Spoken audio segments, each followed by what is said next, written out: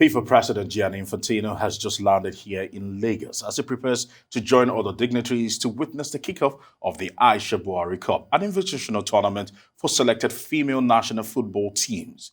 We are now joining the Araj crew at the Lagos airport as we speak to the football supremo. I want to say thank you very much for joining us here on Newsday and say thank you for and also thank you for attending this major competition. We know that women football and the rise of women football has been top on your agenda. But what do you seek to achieve by your arrival and also attendance of this Aisha Buhari Cup? Yes, hello Nigeria, first of all.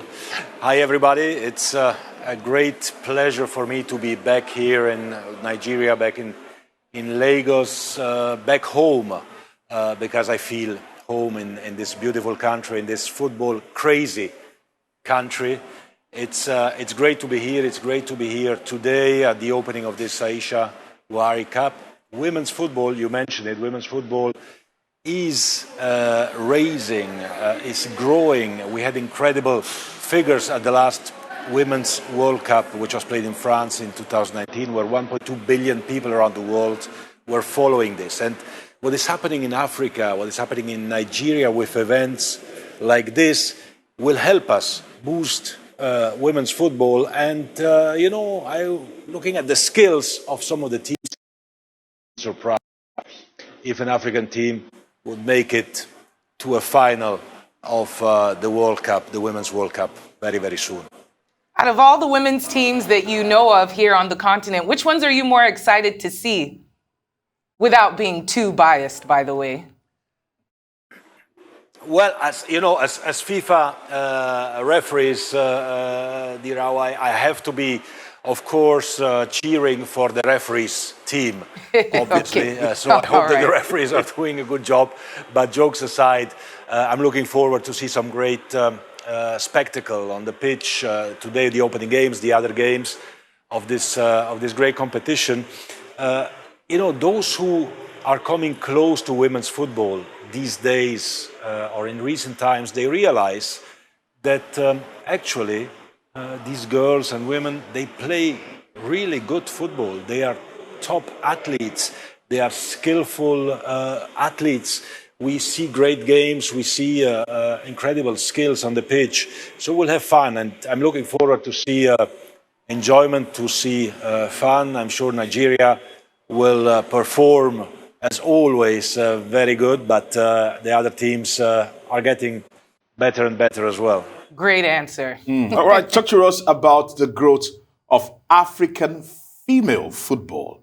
Do you think they are getting closer to their counterparts in Europe and South America? More than 50% of the African population is female, is women. So we need to foster that. We need to push that. The skills are there. The organization is coming. We are looking at global level as well to increase the frequency of our youth tournaments, of our youth World Cups, to have more participants from Africa. The same for the Women's World Cup. We are looking at a 2-year cycle for the organization of the Women's World Cup, not only skills that we know are inherent to Africa. I'm sure that African women's football will be at the top of the world very, very soon. So really briefly, before we lose connection, I want to talk about the pay discrepancy between the female and male athletes. It's a big topic of discussion. Are you here to advocate on the behalf of the female counterparts?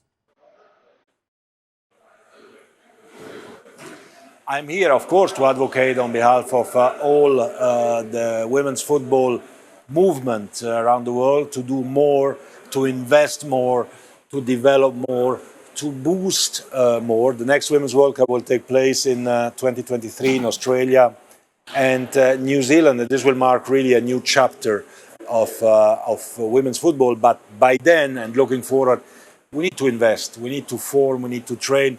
We need to have clubs investing. We need to have federations investing. We need to have governments investing, because when it comes to the women's game, it's really the only real big team sport for women, and we need to make this movement bigger as well in Africa. So I'm here to push that, to foster that. And you know, the men's game and men's football has to help, has to invest as well in the women's game. So men's club has to have a women's team, and so on, and so forth. And revenues generated through the men's game should also be invested in the women's game. We believe in that. Again, I repeat, it's 50% or more of the world population. You know, it's about time that we treat these 50% of the world population the way they deserve. That's great to hear. Fantastic, I must Great to say. hear. And I'm sure this will be quite encouraging for the women out there hearing this from the FIFA president say that very, very soon we'll be having pay parity when it comes to football. But I say thank you very much, and enjoy your time here in Lagos, Nigeria.